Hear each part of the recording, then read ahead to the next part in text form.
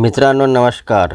मित्रांनो, गणेश चतुर्थीच्या निमित्ताने सर्वप्रथम गणपती बाप्पाचे दर्शन घेतल्यानंतर अचानक राज्याचे मुख्यमंत्री एकनाथजी शिंदे यांनी पत्रकार परिषद घेतली आणि लाडक्या भावाला, लाडक्या बहिणीला, लाडक्या शेतकऱ्यांना काय म्हणाले ते आपण या व्हिडिओद्वारे ऐकून घेऊया। काय मागणं तुम्ही बाप्पाकडे मागितलेलं आहे स्थापना करता? संपूर्ण महाराष्ट्रामध्ये गणरायाचं आगमन झालंय।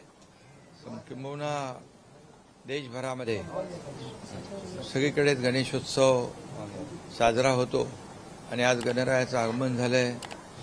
मुख्यमंत्री माझी लाडकी बहीण योजना आपल्या सगळ्यांना माहीत आहे। अशा अनेक योजना आपण सुरू केल्या आणि त्या योजना फार लोकप्रिय झाल्या।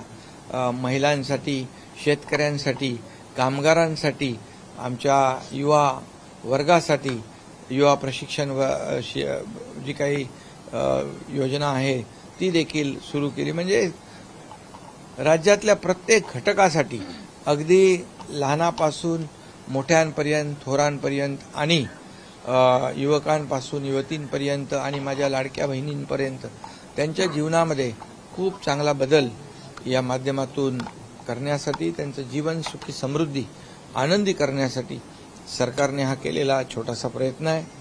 लाडक्या बहिणींचा आशीर्वाद तुम्हाला भरभरून मिळते। बाप्पाच्या आशीर्वादाने पुढच्या वर्षी सुद्धा लाडक्या बहिणींचा आशीर्वाद आहे, बाप्पाचा आशीर्वाद आहे, लाडक्या भावांचा आशीर्वाद आहे, माझ्या लाडक्या शेतकऱ्यांचा आशीर्वाद आहे, लाडक्या पत्रकारांच्या पण शुभेच्छा आहेत, सगळ्यांच्या शुभेच्छा आहेत। आणि विरोधकांना फारसा रुचलेला दिसत नाही। 52% उद्योजक आलेत असं विरोधकांना आकडा दुसरा दिसत नाही। ते म्हणतात की हे आकडे फुगवून सांगितलं। विरोधकांना फक्त एवढीच माझी गणपती बाप्पाकडे प्रामाणिक प्रार्थना आहे की त्यांना देखील सद्बुद्धी आणि सुबुद्धी दे।